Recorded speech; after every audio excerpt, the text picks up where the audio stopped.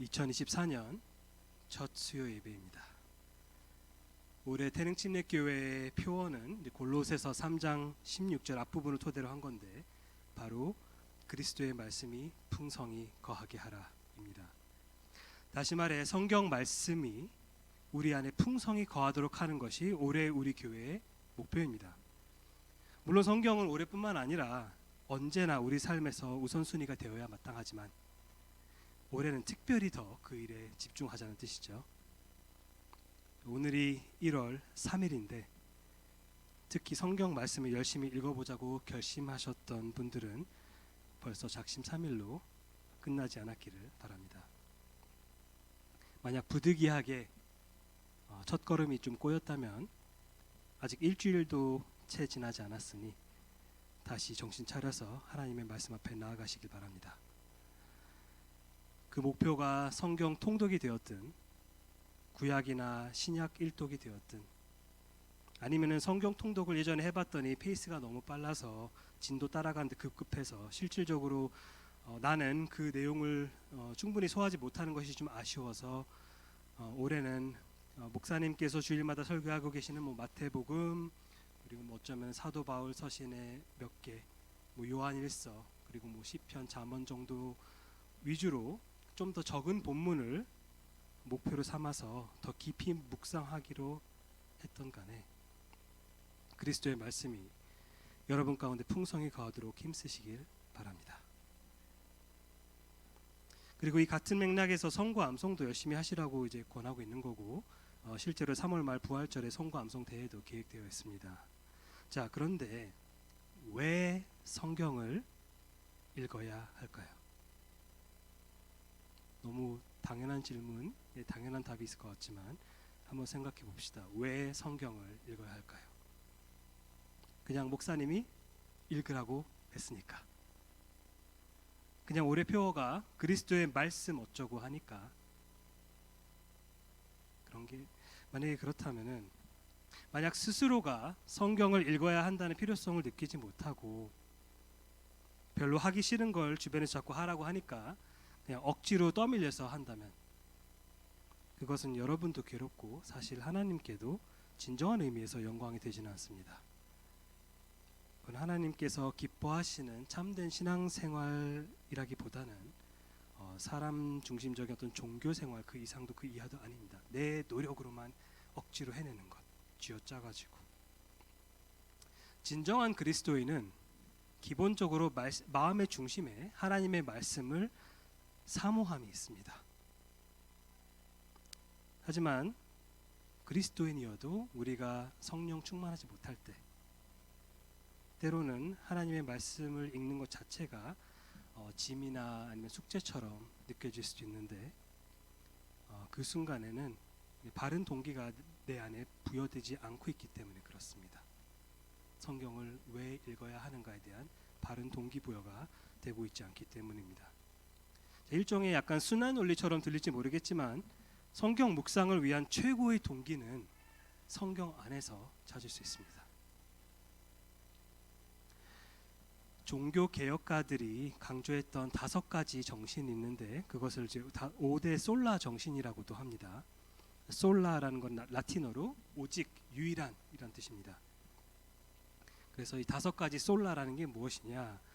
솔라 스크립튜라, 오직 성경, 솔로스 크리스투스, 오직 그리스도, 그리고 솔라 그라티아, 오직 은혜, 그리고 솔라 피데, 오직 믿음, 그리고 솔리 데오 글로리아, 이거는 바로 오직 하나님께만 영광이 돌아가기를 원한다는 이 5가지가 바로 5대 솔라 정신이라고 흔히들 이야기를 하는데 오늘 설교 제목으로는 그 중에서 첫 번째인 솔라 스크립튜라, 오직 성경이라는 의미의 그 슬로건을 제목으로 삼았습니다. 솔라 스크립튜라라는 것은 오직 성경이라는 것은 오직 성경만이 우리에게 있어서 최종적인 그리고 가장 으뜸되는 최고의 권위를 지닌다는 뜻입니다.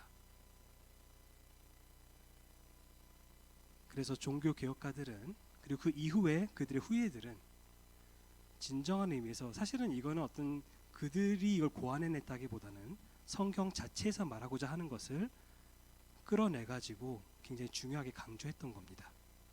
그리고 특히 이 솔라 스크립추라 정신은 성경 여러 군데에 나와 있지만 오늘 살펴볼 디모데후서 3장 14절부터 17절 부분에도 나와 있는데 본문을 읽기 전에 이 편지의 배경을 잠시 좀 말씀을 드리자면 디모데후서는 약 주후 한 67, 8년도 경에 사도 바울이 사형당하기 직전에 로마 감옥에서 쓴 마지막 편지로 알려져 있습니다. 주님께서 자신의 목숨을 거두어 가시기 전에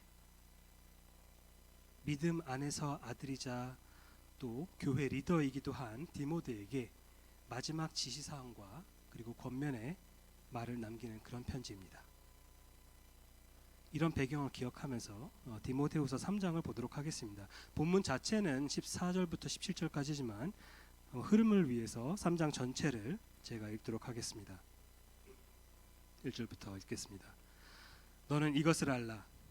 말세에 고통하는 때가 이르러 사람들이 자기를 사랑하며 돈을 사랑하며 자랑하며 교만하며 비방하며 부모를 거역하며 감사하지 아니하며 거룩하지 아니하며 무정하며 원통함을 풀지 아니하며 모함하며 절제하지 못하며 사나우며 선한 것을 좋아하지 아니하며 배신하며 조급하며 자만하며 쾌락을 사랑하기를 하나님 사랑하는 것보다 더하며 경건의 모양은 있으나 경건의 능력은 부인하니 이 같은 자들에게서 내가 돌아서라. 그들 중에 남의 집에 가만히 들어가 어리석은 여자를 유인하는 자들이 있으니 그 여자는 죄를 중히 지고 여러 가지 욕심에 끌린 바 되어 항상 배우나 끝내 진리의 지식에 이를 수 없느니라. 얀네와 얀브레가 모세를 대적한 것 같이 그들도 진리를 대적하니 이 사람들은 그 마음이 부패한 자요 믿음에 관하여는 버림받은 자들이라. 그러나 그들이 더 나아가지 못할 것은 저 두 사람이 된 것과 같이 그들의 어리석음이 드러날 것임이라. 나의 교훈과 행실과 의향과 믿음과 오래 참음과 사랑과 인내와 박해를 받음과 고난과 또한 안디옥과 이고니온과 루스드라에서 당한 일과 어떠한 박해를 받은 것을 내가 과연 보고 알았거니와 주께서 이 모든 것 가운데서 나를 건져내셨느니라. 무릇 그리스도 예수 안에서 경건하게 살고자 하는 자는 박해를 받으리라. 악한 사람들과 속이는 자들은 더욱 악하여져서 속이기도 하고 속기도 하나니 그러나 너는 배우고 확신한 일에 거하라. 너는 내가 누구에게서 배운 것을 알며 또 어려서부터 성경을 알았나니 성경은 능히 너로 하여금 그리스도 예수 안에 있는 믿음으로 말미암아 구원에 이르는 지혜가 있게 하느니라. 모든 성경은 하나님의 감동으로 된 것으로 교훈과 책망과 바르게 함과 의로 교육하기에 유익하니 이는 하나님의 사람으로 온전하게 하며 모든 선한 일을 행할 능력을 갖추게 하려 함이라. 아멘. 자, 긴 본문을 읽었지만 다시 말씀드리면 오늘 다룰 본문은 그 중에서 마지막 네 구절입니다. 자, 크게 5부분으로 오늘 본문을 나눠서 살펴보려고 하는데 먼저 성경의 참됨, 그리고 성경의 능력, 그리고 성경의 원천, 그리고 성경의 유익, 그리고 마지막으로 성경의 목적, 이 성경에 대한 5가지 부분을 초점을 맞춰서 한번 살펴보도록 하겠습니다. 오늘 이 말씀을 통해 여러분이 왜 수천 년 전에 쓰여진 이 오래된 이 책을 내가 읽어야 하는가에 대해서 다시 한번 상기가 되고 혹시 모르셨던 분은 깨닫고 여러분의 영혼에 이 책을 묵상하기 위한 진정한 동기를 지금 이 시간 성령님께서 부여해 주시기를 기도합니다. 자, 먼저 14절부터 15절 초반 부분, 이 부분을 요약하자면 성경의 참됨과 관련이 있습니다. 그러나 너는 배우고 확신한 일에 거하라. 너는 내가 누구에게서 배운 것을 알며 또 어려서부터 성경을 알았나니 라고 바울은 말하고 있습니다. 자, 앞에서 본문 전체를 읽었기 때문에 아마 어느 정도 인지하셨겠지만 14절이 그러나 라는 접속사로 시작하는 이유는 바로 앞에 13절과 극명한 대조를 이루고 있기 때문이죠. 13절에서 바울은 악한 사람들과 속이는 자들, 다시 말해서 거짓 교사들은 더욱 악해져서 속이기도 하고 또 자기들도 스스로 속기도 한다고 말하는데, 디모데에게는 정반대의 길을 가라고 촉구하고 있습니다. 그러나 너는, 특히 거짓 교사들은 더욱 악해진다라고 13절에서 말했는데, 사실 이 더욱 악해진다라는 말을 문자적으로 번역하면은 좀 더 직역하면은 더 악한 쪽으로 진전한다, 더 악한 쪽으로 나아간다라고 말하고 있는 건데, 바울은 디모데에게 그러나 너는 배우고 확신한 일에 거하라라고 말합니다. 그들처럼 진전하지 말고 거하라. 디모데야, 믿음 안에서 참된 내 아들아, 너는 악하고 속이는 자들과 같이 엉뚱한 방향으로 나아가지 말고, 그쪽으로 걸어가지 말고 너가 배우고 확신한 일에 그대로 남아 있어라. 바로 다음에 나오는 구절들을 보면 알 수 있겠지만은, 디모데가 배우고 확신한 일이라는 게 무엇이냐? 바로 성경이 계시한 진리입니다. 성경이 계시하고 있는, 밝히고 있는 진리. 그는 하나님께서 성경을 통해 드러내신 진리를 배우고 그리고 또 확신까지 했습니다. 즉 머리로 이해했을 뿐만 아니라, 단지 지식만을 습득한 것이 아니라, 그것이 거짓이 아니라 참되다는 것을 마음의 중심으로부터 믿었다는 뜻이죠. 머리로만 성경에 그런 내용이 나와 있구나가 아니라, 그게 정말 진리라는 사실을 마음의 중심으로부터 믿었다는 겁니다. 주석가 윌리엄 핸드릭슨이라는 사람이 이렇게 말합니다. 배우는 것만으로는 충분하지 않다는 사실에 주목하라. 그가 배운 것을 성령께서 그의 마음에 적용하셔서 그의 삶을 변화시키는 확신이 생겨야 한다라고 말하고 있습니다. 그러니까 정보를 빨아들인다고 해서, 성경 퀴즈 나와가지고 성경 대회 나가가지고 1등을 한다고 해서 그것이 다가 아니라는 거죠. 핵심은 그것을 정말로 마음의 중심으로부터 내가 확신하고 있느냐입니다. 자, 바울은 디모데에게 그가 이미 배우고 확신한 일에 계속 지속적으로 거해야만 한다고 말하면서, 그가 그 길을 지속해야만 하는 두 가지 이유를 언급합니다. 첫 번째 이유는 바로 그에게 그 진리를 가르쳐준 이들이 누구인지 알고 있기 때문입니다. 가르쳐준 이들이 누구인지 알고 있기 때문입니다. 너는 내가 누구에게서 배운 것을 안다, 알기 때문에 계속 거하라. 여기서 그 누구에게서 배운 것 할 때 그 누구는 원어상으로는 복수입니다. 단수가 아니라 복수입니다. 그래서 단 한 사람만을 가리키는 게 아닙니다.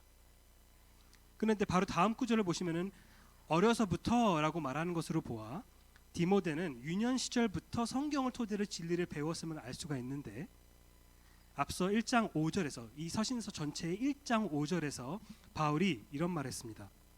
이는 내 속에 거짓이 없는 믿음이 있음을 생각함이라. 이 믿음은 먼저 내 외조모 로이스와 내 어머니 유니게 속에 있더니 이제 내 속에도 있는 줄을 내가 확신하노라 라고 말했을 때 언급된 디모데의 그 외할머니 그리고 어머니가 디모데에게 진리를 가르쳐준 그 복수의 그 누구에 포함되어 있는 것으로 보입니다. 근데 뿐만 아니라 이 누구라는 그 여러 사람들을 가리키는 그 누구라는 그 말 안에는 바울 자신도 포함됩니다. 15절에 보시면 어렸을 때라고 말하지 않고 뭐라고 나오죠? 어려서부터.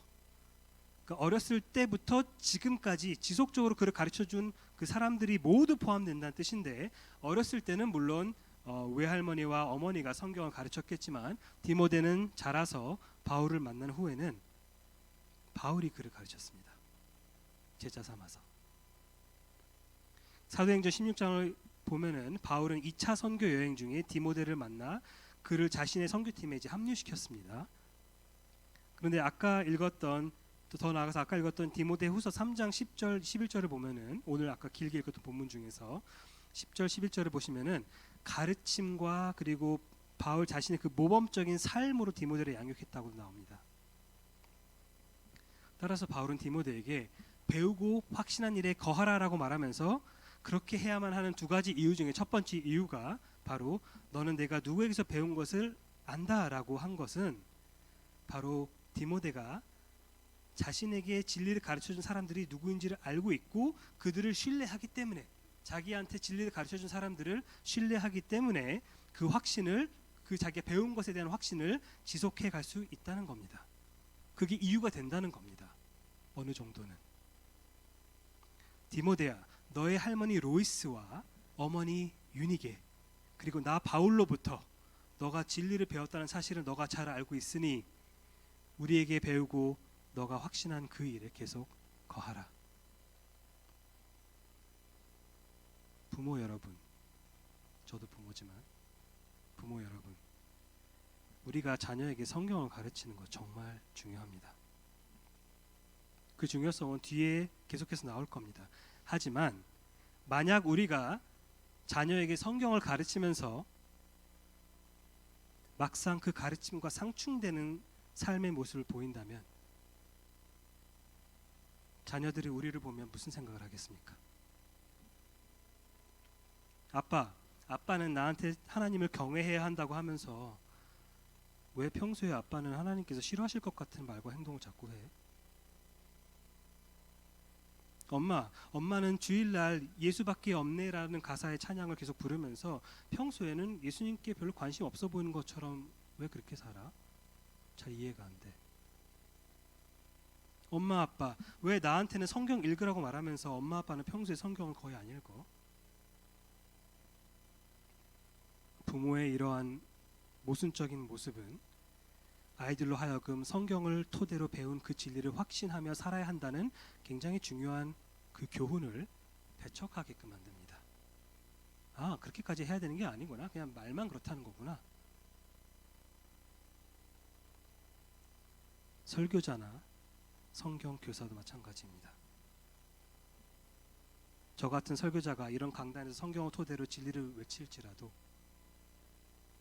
가르치는 자가 자신이 선포하는 진리를 자기 삶에 적용하고 실천하려고 힘쓰지 않는다면,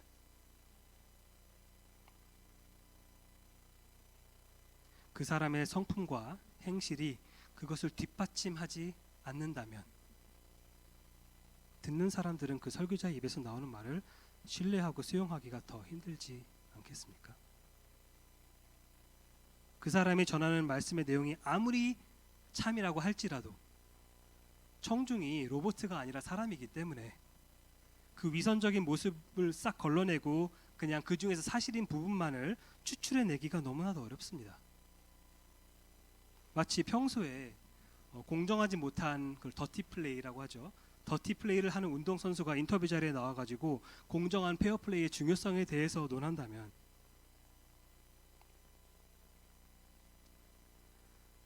어떻게 생각할까요, 시청자들은? 페어 플레이가 중요하다는 사실 자체에는 변함이 없죠. 하지만 시청자들이 뭐라고 생각하겠습니까? 에이, 그래도 당신이 할 말은 아니지. 이와 같이 설교자들과 성경 교사들은 자신이 가르치는 진리와 자신의 삶 간의 그 괴리를 좁히기 위해서 정말로 분투해야 됩니다. 물론 우리가 완벽하진 않죠. 우리가 아직도 여전히 연약하고 죄인이기 때문에 완벽하진 않지만 그것이 자꾸 우리의 어떤 핑계가 되고 자꾸 그것을 우리의 어떤 뭔가 변명으로 삼아서는 안 됩니다. 뭔가 나도 인간이니까, 나도 사람이니까 어떻게 성경처럼 완벽하게 살아. 완벽하게 못 살죠. 하지만 그런 식으로 말해서는 안 되는 거죠. 그게 핑계가 돼서는 안 돼요. 변명이 되어서는 안 됩니다. 오히려 더 회개하고 더 그 괴리를 좁혀가기 위해서 우리가 힘써야 합니다. 더 나아가 신뢰했던 사람이 정말 오랫동안 신뢰했던 어떤 설교자나 목사님이나 어떤 성경교사가 그 신뢰를 저버리는 행위를 한다면 자칫 그가 지금까지 몇 년 동안 수년간, 수십 년간 가르쳐왔던 것들에 대한 그 확신이 전부 흔들릴 수도 있기 때문에 그 듣는 사람 입장에서는, 그래서 저 같은 설교자는 자신이 가르친 것을 스스로에게 먼저 적용하고 실천하기 위해 누구보다도 분투해야 합니다. 자, 디모데가 배우고 확신한 일에 거해야만 하는 두 가지 이유가 있다고 말씀드렸는데, 자, 두 번째 이유는 15절 앞부분에 나오죠. 또 어려서부터 성경을 알았나니. 자, 어려서부터라는 부분은 아까도 잠시 언급했지만 당시의 유대인들은 일반적으로 만 5세부터 성경을 배우기 시작했다고 합니다. 만 5세. 제 첫째 딸이 지금 만 5세입니다. 그리고 이들은 오늘날 서점에서 우리가 흔히 접할 수 있는 어떤 그런 간추려진 요약된, 그러니까 그림 많고 글씨는 적은 어떤 그러한 어린이 성경책 같은 걸로 배우지 않았습니다. 어른이 사용하는 히브리어 성경을 배우고 외웠을 겁니다. 우리식으로 하자면 그냥 개역개정 같은 거 쓰는 거죠. 어렸을 때부터. 자, 이 본문에서도, 이 본문을 보시면은 여기서도 성경이라는 단어가 구약 성경을 가리킵니다. 실제로. 자, 개역개정은 보시면 이제 성경이라는 단어가 15절에서도 나오고 16절에서도 나오는데, 사실 원어상으로는 이 두 단어가 좀 다른 단어입니다. 같은 단어가 아니에요. 똑같이 번역되었어도. 자, 15절에서 나오는 성경이라는 것은 구체적으로 구약 성경을 가리키는 의미로 사용되는 단어입니다. 디모데는 어렸을 때부터 할머니와 어머니에게 구약 성경을 배웠던 거죠. 부모 여러분, 자녀들에게 성경을 열심히 가르치십시오. 우리에게는 신약 성경도 있으니까 구약 성경뿐만 아니라 신약 성경도 가르치십시오. 그리고 여러분의 주관적인 기준으로 그 아이들이 받아들이기 쉬워 보이는 부분 위주로 취사 선택하지 마시고, 성경 이렇게 편집하지 마시고, 아이들이 받아들이기 힘들 수도 있는 부분도 가르치십시오. 그 부분도 성경입니다. 단지 하나님의 사랑과 선하심만 가르치지 마시고 그분의 거룩하심과 진노하심도 가르치십시오.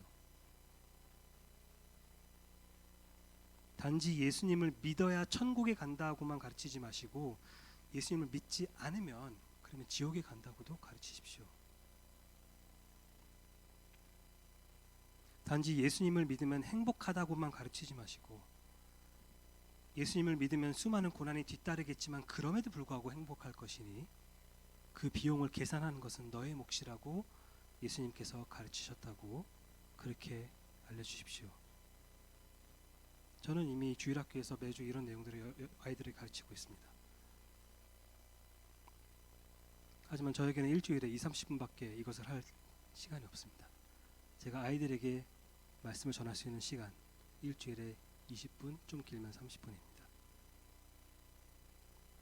아이들은 이 진리를 평소에도 계속해서 들어야 하는데 그러기 위해서는 부모님들께서도 집에서 자녀에게 성경을 바르게 꾸준히 가르치기 위해 힘써야 됩니다. 적어도 디모데는 그렇게 자랐습니다. 디모데는 어렸을 때부터 성경을 배워서 알았는데 성경 자체가 그 진실성, 성경의 진실성, 성경의 그 참됨을 스스로 증언하기 때문에 하나님의 말씀 자체가, 그래서 그는 자기가 확신하고 있는 그 진리 안에 계속 거할 수 있다라고 바울은 이야기하고 있는 겁니다. 자, 이어서 바울은 성경의 능력에 대해서 말합니다. 15절 후반을 보시면은 성경은 능히 너로 하여금 그리스도 예수 안에 있는 믿음으로 말미암아 구원에 이르는 지혜가 있게 하느니라. 여기서 바울은 성경이 능히 할 수 있는 것에 대해서 말하고 있는데 바로 그리스도 예수 안에 있는 믿음으로 말미암아 구원에 이르는 지혜가 있게 하는 것입니다. 성경에는 여러 가지 기능들이 있지만 그 중에 가장 중요한 것은 구원의 능력입니다. 앞서 9절에서 거짓 교사들은 어리석다라고 바울이 말했는데 15절에서 성경은 구원에 이르는 지혜를 제공한다라고 말합니다. 여기서 말하는 구원이라는 것은 여러분들 잘 아시는 성경 곳곳에서 증언하는 것과 마찬가지로 죄 사함과 죄의 권세로부터의 해방을 의미합니다. 그 구원에 이르게 하는 지혜, 그게 성경에 있다고 합니다. 조금 더 구체적으로 말하자면 그리스도 예수 안에 있는 믿음으로 말미암는 구원입니다. 즉 성경을 일독하면 자동으로 구원을 받는 것이 아니라 성경 안에 어떻게 하면은 구원을 받을 수 있나? 라는 그 질문에 대한 가르침, 그 질문에 대한 그 지혜로운 가르침이 담겨 있는데 바로 그리스도 예수를 향한 믿음을 통해서만 구원을 받을 수 있다는 사실입니다. 디모데가 읽고 있는 것은 아까 구약 성경이라고 이야기를 했는데 예수 그리스도를 믿는 믿음으로 구원을 받는다니요? 네, 그렇습니다. 오직 믿음으로 구원받는다는 사실은 사실 창세기에 나오는 아브라함의 믿음에서 확인할 수 있고, 그래서 실제로 로마서 4장 같은 데 보면은 사도 바울이 아브라함의 믿음을 이신칭의 예시로 듭니다. 뿐만 아니라 구약 성경은 곳곳에서 메시아에 대한 예언들이 기록되어 있기 때문에, 그렇기 때문에 예수 그리스도를 믿는 그 믿음으로 말미암아 구원을 받는다는 사실은 구약 성경에는 전혀 언급이 없다가 신약 성경에 비로소 짜자 나타나는 게 아니라 이미 예고되어 왔던 이야기입니다. 그래서 누가복음 24장을 보시면 부활하신 예수님께서 자신의 정체를 감추시고 엠마오로 가는 두 제자와 동행하시면서 하신 말씀 보면은 이 사실을 더 명백하게 알 수가 있습니다. 그리고 이후에 예루살렘에 다시 돌아갔어요. 제자들이 여러 제자들이 함께 모여 있을 때 그들에게 나타나셔서 이런 말씀도 하셨죠. 내가 너희와 함께 있을 때 너에게 말한 바 곧 모세의 율법과 선지자의 글과 시편의 구약 성경이죠. 나를 가리켜 기록된 모든 것이 이루어져야 하리라. 구약 성경에도 신약 성경에도 구원의 능력이 있습니다. 4세기에서 한 5세기에 걸쳐 살았던 교부 어거스틴을 아시는지 모르겠습니다. 한 번쯤 이름은 적어도 들어봤을 것 같은데, 젊었을 때는 그는 매우 방탕한 삶을 살았고, 아주 방탕한 삶을 살았고, 심지어 이제 마니교라는 어떤 이상한 이단에 빠지기까지 했습니다. 근데 어느 날 근처에서 그것을 들고 읽어라 라며 흥얼거리는 어떤 소년의 목소리를 듣고는 이게 무슨 뜻일까 하면서 뭔가 의미를 부여하면서 성경을 들고 읽어야겠다 라는 생각을 해서 성경을 펴서 읽었는데, 무작위로 펴서 펼쳐 읽은 본문은 바로 로마서 13장 13, 14절이었습니다. 낮에와 같이 단정히 행하고 방탕하거나 술 취하지 말며 음란하거나 호색하지 말며 다투거나 시기하지 말고 오직 주 예수 그리스도로 옷 입고 정욕을 위하여 육신의 일을 도모하지 말라. 어거스틴이 쓴 고백록에 이 회심 이야기가 기록되어 있는데, 이 본문을 읽은 직후에 대해서 어거스틴은 이렇게 씁니다. 그 문장을 다 읽은 순간, 로마서 13장 13, 14절 그 본문을 다 읽은 순간 마치 확신의 빛이 내 마음 가운데 비추었고 모든 의심의 흑암이 내 마음 가운데서 사라졌다. 물론 어거스틴의 삶을 좀 더 구체적으로 우리가 공부를 하면은 회심 전에 다른 교부 암브로스라는 이제 다른 교부의 어떤 설교를 들은 경험도 있었고, 이미 회심 전에도 그런 이야기들이 있긴 하지만 결정적으로 그를 회심하게 만든 것은 누군가의 복음 전도도 아니었고 로마서에 기록되어 있는 단 두 구절이 전부였습니다. 로마서에 기록되어 있는 단 두 구절만으로도 회심했습니다. 그 두 구절을 읽자마자 성령의 초자연적인 역사를 통해 어거스틴은 방탕하고 이단 사상에 빠져있던 그러한 상태에서 새 사람으로 거듭나게 된 거죠. 이와 같이 성경에는 그리스도 예수 안에 있는 믿음으로 말미암아 구원에 이르는 지혜가 있습니다. 자, 성경의 세 번째 요소에 대해서 바울이 말하는데 바로 성경의 원천입니다. 16절 앞부분을 보시면 모든 성경은 하나님의 감동으로 된 것으로, 아까도 잠시 언급했지만 16절에 나오는 성경이라는 단어는 15절에 나오는 성경과는 원어상으로 조금 다른 단어입니다.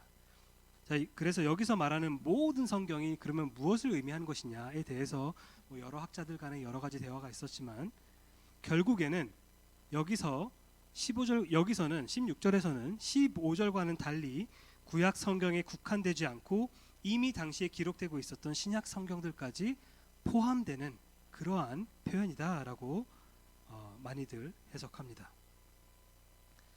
즉 바울이 이 구절에서 모든 성경이 하나님의 감동으로 기록되었다라고 말했을 때는 신약 성경 중 디모데후서가 쓰이고 있는 그 시점을 기준으로 봤을 때 신약 성경 중 27권 중에서 19권 정도가 이에 해당되었을 겁니다.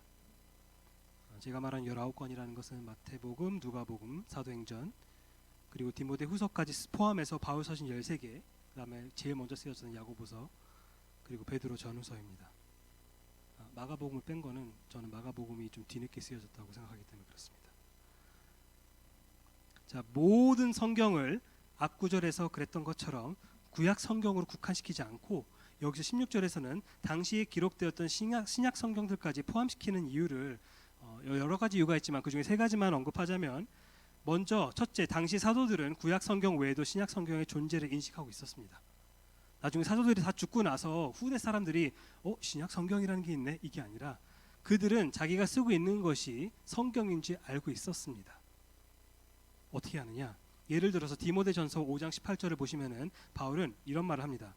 성경에 일렀으되, 그러면서 성경에 일렀으되 곡식을 밟아 떠는 소의 입에 망을 씌우지 말라 하였고, 또 일꾼이 그 삭슬 받는 것은 마땅하다 하였느니라 라고 말하는데, 지금 여기서 성경을 거론하면서 두 가지를 말하고 있습니다.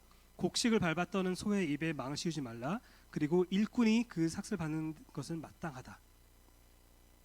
두 가지를 인용했는데 그 중에 전자는 신명기 25장 4절이고 그리고 후자는 누가복음 10장 7절입니다. 성경에 일렀으라고 해서 두 가지 구절을 인용하는데 하나는 구약 성경에서, 하나는 신약 성경에서 인용합니다. 바울은 이미 사도행전을 보면 누가가 종종 바울과 동행했었죠. 자기의 동역자인 누가가 기록한 복음서가 그냥 어떤 역사서나 이런 것이 아니라는 것을 알고 있었습니다.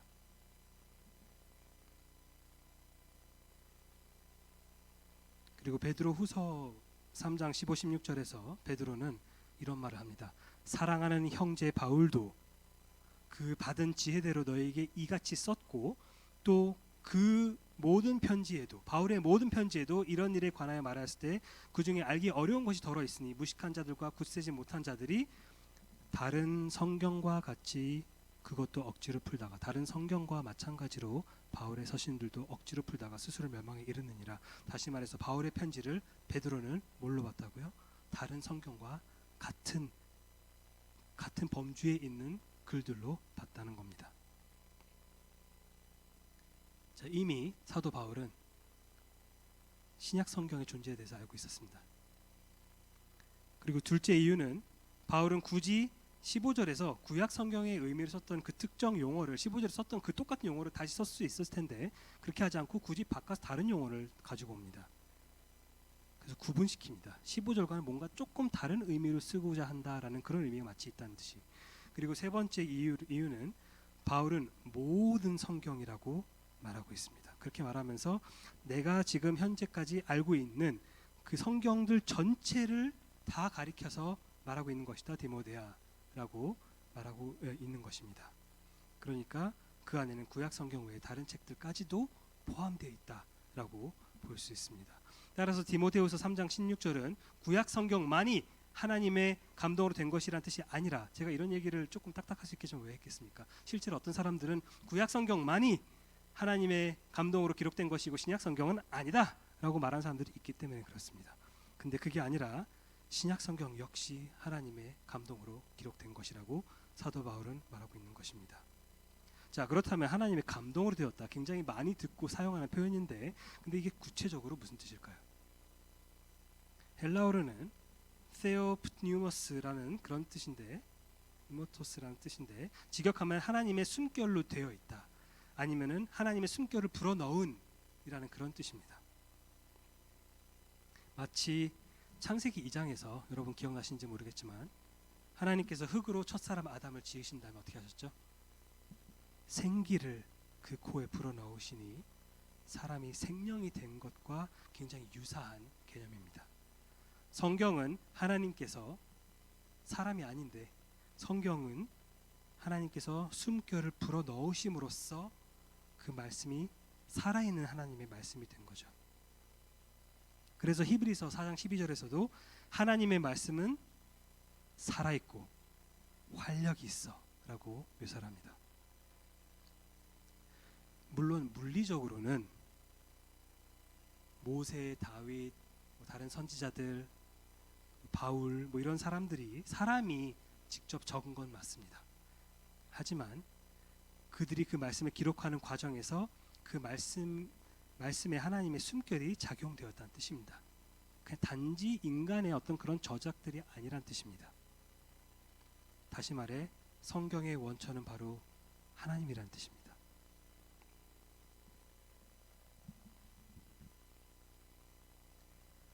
자, 이것을 우리는 신학적으로 성경의 영감이라고 말합니다.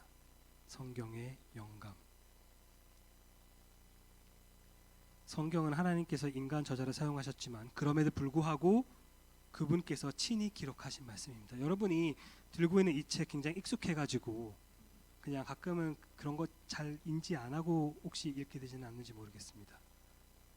저도 제가 그렇게 되지 않도록 종종 다시 한번 상기시켜야 되는데 스스로 굉장히 익숙한 구절들, 몇 페이지에 뭐가 있고 하지만 이것은 하나님의 감동으로 기록된 책입니다.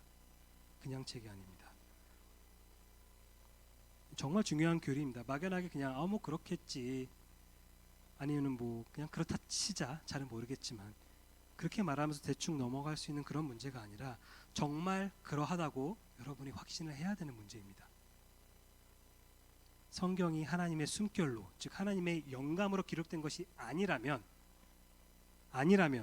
기독교 자체가 여느 종교와 근본적으로 다를 바 없이 그냥 한낱 사람이 만들어낸 종교에 불과하게 될 겁니다. 그렇다면 기독교라는 것은 어떤 진리의 종교가 아니라 그냥 개인의 취향에 맞는 그냥 문화생활에 불과한 거고 절대적인 어떤 그런 진리에 대해서 논할 수 있는 어떤 그런 게 아니게 되어버립니다. 우리가 이 교리에 대해서 확신하지 않는다면.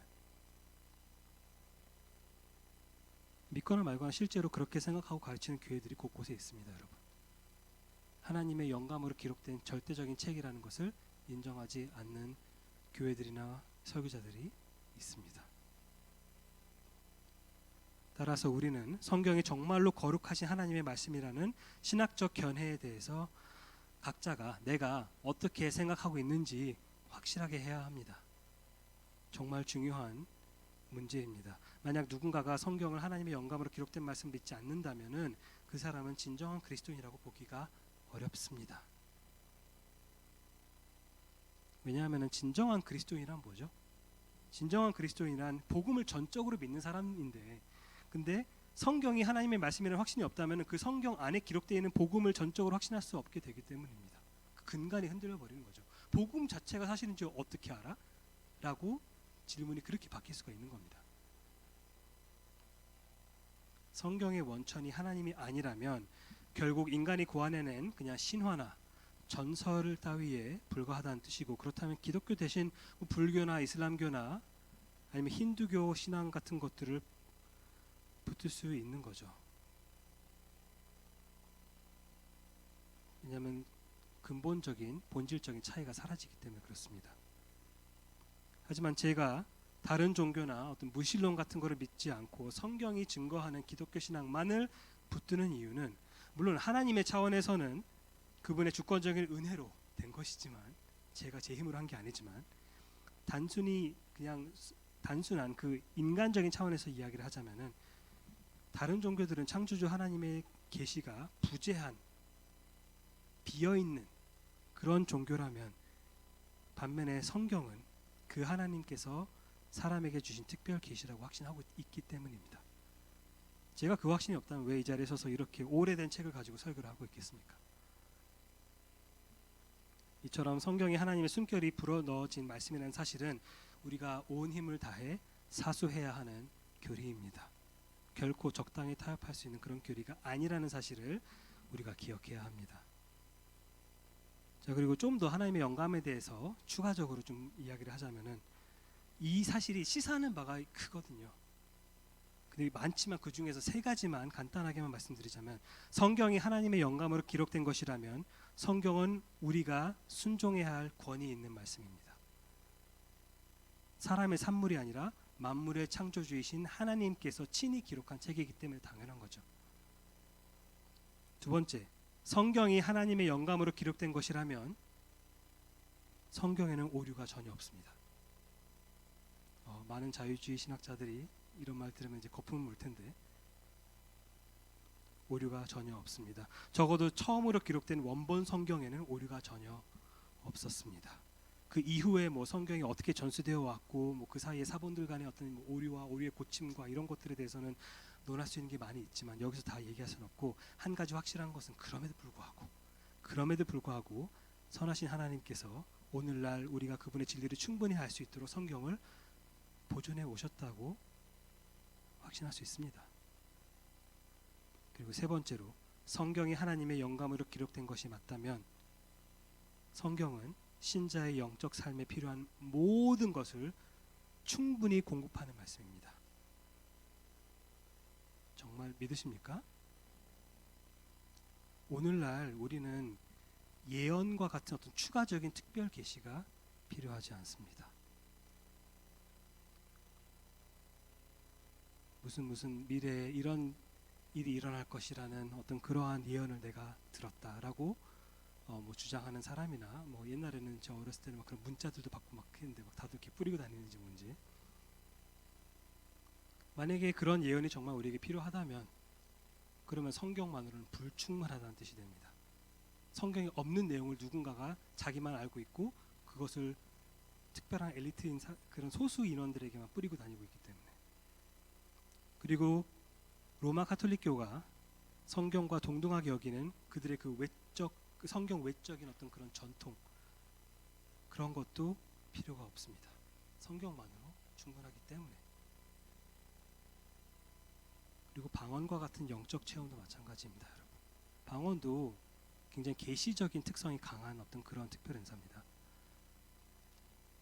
그것이 있었다는 사실을 부정하는 것이 아니라 성경이 완성된 이후에는 성경만으로 충분하다는 겁니다. 세속적인 심리학이나 사회학이라 같은 그런 어떤 인본주의적인 학문 없이도 그리스도인으로서 우리가 합당하게 살기 위해 성경만으로 충분하다는 것, 그것이 바로 성경의 그 충분성 교리입니다. 그래서 이것을 뒷받침하는 것이 16절 후반부인데, 이어서 보시면 이제 성경의 유익에 대한 그 네 번째 부분인데, 교훈과 책망과 바르게 함과 의로 교육하기 유익하다라고 말하고 있습니다. 하나님의 숨결로 기록된 성경은 15절에서 언급된 그 구원의 능력 이외에도 성도에게 여러 가지 영적 유익을 제공합니다. 여기서는 대표적으로 네 가지만 언급하고 있는데, 바울이 교훈, 책망, 바르게 함, 그리고 의로 교육함이 있습니다. 그리고 이 네 가지가 있습니다. 이 네 가지를 여러 성경학자들이 주로 이렇게 두 그룹으로 나눠서 분류를 시키는데, 첫 번째와 두 번째는 지식과 관련된 것이고, 그리고 세 번째와 네 번째는 행실과 관련된 것으로 봅니다. 쉽게 말해서 교훈이라는 것은 바른 지식을 전수하는 것, 책망이라는 것은 이단 사상과 같은 잘못된 지식을 꾸짖는 것, 바르게 함이라는 것은 죄와 같은 잘못된 행실을 고쳐주는 것, 그리고 의로 교육하는 것은 말 그대로 의로운 행실을 갖추도록 가르치는 것. 다시 말해 성경은 신자의 그 생각과 신자의 행동이 잘못된 길로 가지 않고 거기서 돌아서서 바른 길로 나아가도록 해주기에 충분하다는 겁니다. 성경은 그리스도인으로서 우리가 살아가기 위해 부족함이 없는 하나님의 말씀입니다. 이게 여기에 그냥 동의한다라고 생각하기 굉장히 쉬운데, 그 동의한다는 것을 가끔 때로는 우리가 우리의 어떤 나도 모르는 행동으로 그거를 번복하거나 배반하는 경우들도 있다고 생각합니다. 오직 성경이라고 말은 하지만은 뭔가 실질적으로 이런 부분에서 성경의 지혜를 찾기보다는 자꾸 다른 것을 찾을 때, 저 전문가는 뭐라고 얘기할까? 이런 것들. 하나님이 어떤 분인지 바르게 알고 싶으십니까? 성경을 읽으십시오. 우리가 어떻게 구원받을 수 있는지 알고 싶으십니까? 성경을 읽으십시오. 하나님을 더 사랑하기를 원하십니까? 성경을 읽으십시오. 어떻게 하면은 그리스도인으로서 더 거룩해질 수 있는지 알고 싶으십니까? 성경을 읽으십시오. 기도하는 법을 배우고 싶으십니까? 전도하는 법을 배우고 싶으십니까? 성경을 읽으십시오. 그게 부족함이 없습니다. 수년 전에, 좀 옛날 일인데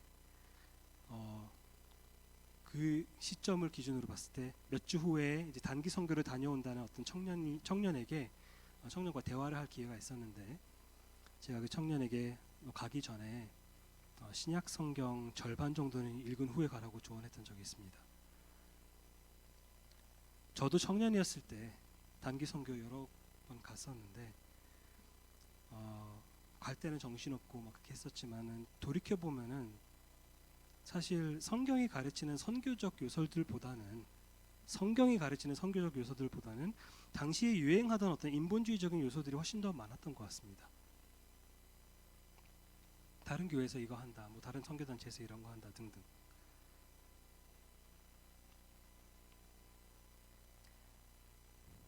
아무리 단기 선교이고, 그리고 단기 선교가 우리가 가서 막 하나부터 열까지 다 하는 게 아니라 그 현지 교회를 돕는, 서포트하는 개념으로 간다고 할지라도, 그 자체가 나쁜 건 아니지만 그럴지라도 선교라고 해서 가는 거면은, 그러면 선교의 본질인 믿지 않는 자들에게 복음을 전하는 그것에 대해서는 이게 뭔지, 이게 무엇인지에 대해서는 지금 인식을 하고 있어야 된다고 생각합니다. 특히 신약 성경에서 예수 그리스도의 제자들은 어떻게 복음을 전했는지, 무엇을 무릅쓰고 복음을 전했는지, 복음이란 무엇인지, 실제로 내가 누구한테 복음을 전한다면 무엇을 말해야 되는지, 어떤 태도로 선교지에 나가는 것이 마땅한지, 어떤 태도로 나가면 안 되는지, 이런 것들에 대해서 제대로 훈련되지 않은 상태에서 선교지를 향하는 선교팀이 좀 많은 것 같습니다. 적어도 제가 경험했던, 제가 다녀왔던 선교팀들은 단기 선교는 그랬습니다. 대체로.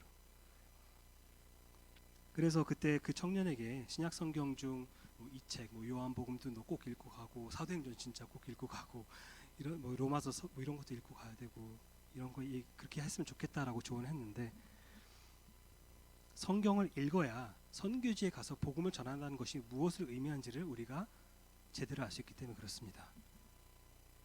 마지막으로 17절에 성경의 목적에 대해서 바울이 말하고 있습니다. 이는 하나님의 사람으로 온전하게 하며 모든 선한 일을 행할 능력을 갖추게 하려 함이라. 성경의 궁극적인 목적입니다. 그리스도 예수 안에 있는 믿음으로 말미암아 구원받은 성도, 곧 하나님의 사람으로 하여금 온전하게 하기 위함입니다. 여기서 온전하게 하다라고 번역된 단어는 사실은 좀 제 역할, 제 구실을 다할 수 있도록 하다, 이런 뜻이거든요. 제 구실을 다할 수 있도록 하게 하려 함이라. 또는 모든 임무를 제대로 완수할 수 있게 하려 함이라. 이런 뜻입니다.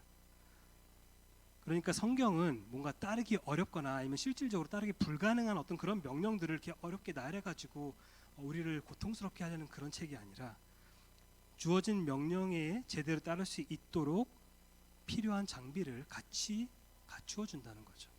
명령들이 있습니다. 우리가 어떻게 마땅히 살아야 되는 건지, 어떻게 살면 안 되는 건지, 그런 것들에 대해서 많이 말하지만 그냥 말하고 알아서 너가 잘 노력해봐, 이게 아니라 너가 거기에 도달할 수 있도록 필요한 장비들, 필요한 은혜의 수단들, 이런 것들을 공급해 준다는 겁니다.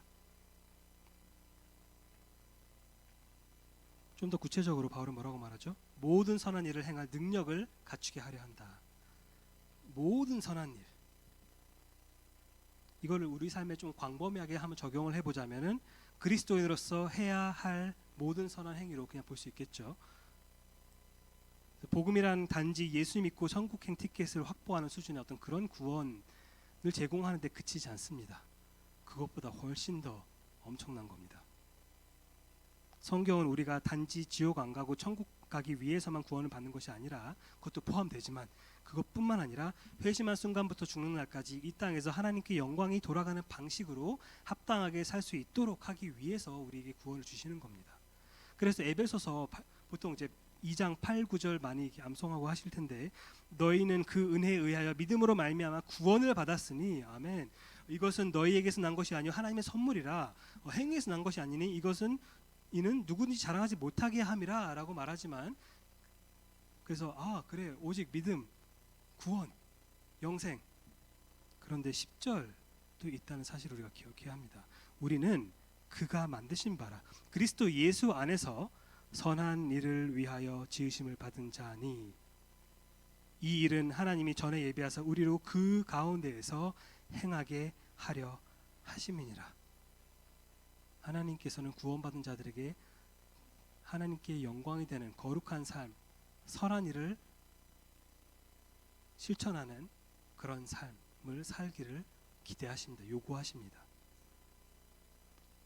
그래서 성경은 디모데후서랑 같이 접목해서 한번 생각해 보자면 성경이라는 것은 우리가 하루하루 살아가면서 에베소서 2장 10절의 그 말씀을 성취할 수 있도록 필요한 모든 것들을 충분히 공급해 준다는 겁니다, 여러분.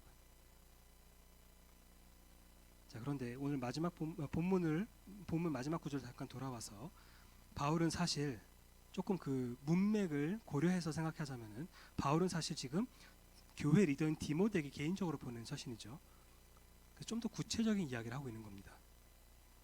디모데야, 성경은 너가 교회 리더로서 성도들을 섬기는 모든 선한 일을 행할 능력을 갖추게 한다는 사실을 명심하거라. 내가 곧 이 세상을 떠난다고 두려워하거나 낙심하지 말거라. 복음 사역은 애초에 내 힘으로 성취한 것이 아니었다. 오직 우리를 구원하신 주 예수 그리스도께서 하나님의 말씀을 통해 공급하시는 능력으로 하는 것이었다. 내가 떠나도 하나님의 말씀은 언제나 너를 위해 준비되어 있으니 이 말씀을 의지하며 내가 섬기도록 부르심을 받은 그 교회를 위한 모든 선한 일을 하나님의 사람으로서 신실하게 해내길 바란다. 여러분, 우리 모두가 교회 리더는 아니죠. 그런데 교회를 섬기는 것은 단지 목사나 전도사나 집사님들이 아닙니다. 우리 모두가 함께 서로를 섬기는 것이 그게 바로 교회입니다. 그래서 이 말씀은 우리 모두에게 적용될 수 있습니다. 여러분, 2024년 한 해를 시작하면서 그리스도의 말씀이, 하나님의 말씀이 여러분 속에 풍성하게 거하기를 진심으로 축복합니다. 우리가 성경을 더 열심히 읽고 이해하고 그리고 그 말씀을 우리 삶에 적용해야 하는 이유는 오늘 본문을 토대로 봤을 때 바로 성경이 일단 참된 진리를 전하는 책이고 구원하는 능력 있고 하나님께서 친히 기록한 것이고 그리스도인의 삶의 부족함이 전혀 없이 우리에게 유익을 가져다 주며 그리고 하나님의 사람으로 하여금 모든 선한 일을 행할 수 있는 능력을 주기 때문입니다. 이것으로 충분하지 않습니까, 여러분? 이 설교 메시지의 미숙함에도 불구하고 하나님께서 이 흠없고 부족함 없는 성경 말씀 자체 이것을 통해서 여러분의 삶 속에서 크게 역사하시는 한 해가 되기를 간절히 바랍니다.